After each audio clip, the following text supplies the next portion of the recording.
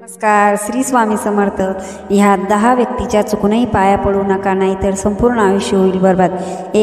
काही व्यक्तींना पाया पडल्यानंतर आपल्या प्रत्येक कामात विघ्न येतात आणि कोणतेही काम मनासारखे होत नाही. काही लोकांच्या पायांना स्पर्श केल्याने व्यक्तीच्या जीवनात समस्यांना सामोरे जावे लागते. चला तर जाणून घेऊया कोणाच्या पाया पडू नये.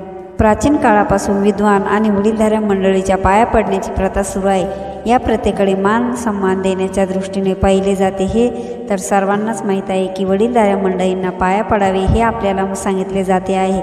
मात्र हे फार कमी लोकांना माहीत असेल की या 5 व्यक्तीच्या पाया पडणे अशुभ मानले जाते. या व्यक्तीच्या पाया पडल्यानंतर आपल्या प्रत्येक कामात विघ्न येतात आणि कोणतेही काम मनासारखे होत नाही.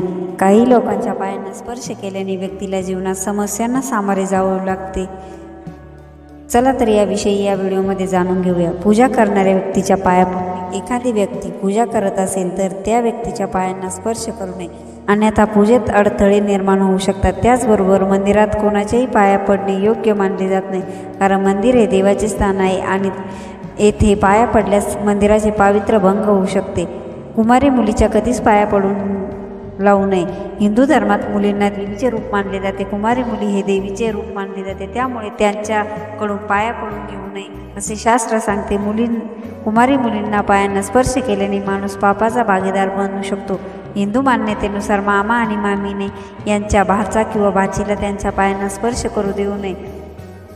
स्मशानभूमीतून आलेल्या व्यक्तीच्या पाया पडू नये. हिंदू धर्मात असे मानण्यात आले आहे की एखादी व्यक्ती स्मशानभूमीवरून परत येत असेल तर त्या व्यक्तीच्या पायाला हात लावू नये, मग ते आपल्यापेक्षा मोठा असला तरीच असे अशुभ मानले जाते. झोपलेल्या व्यक्तीच्या पाया पडू नये.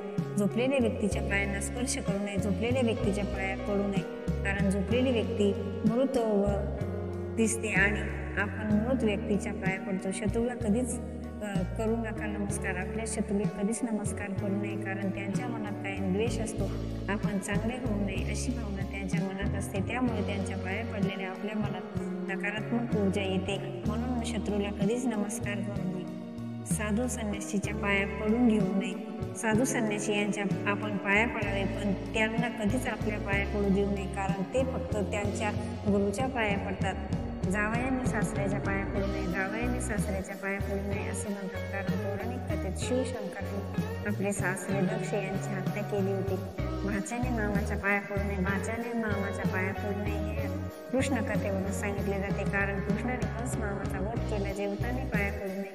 एखादी व्यक्ती जेवत असेल तर जेवताना पाया पडू नये. प्रवासाला निघणाऱ्या व्यक्तीच्या पाया पडू नये. तसेच तुमच्याबरोबर प्रवासाला निघालेली व्यक्ती वयाने मोठी असली तर तुमच्याबरोबर निघणार असेल तर त्यांना नमस्कार करू नका. तुम्ही जर या व्हिडिओला सहमत असाल तर व्हिडिओला लाईक, शेअर, सबस्क्राईब करायला विसरू नका. Thanks for watching. Shri Swami Samarth.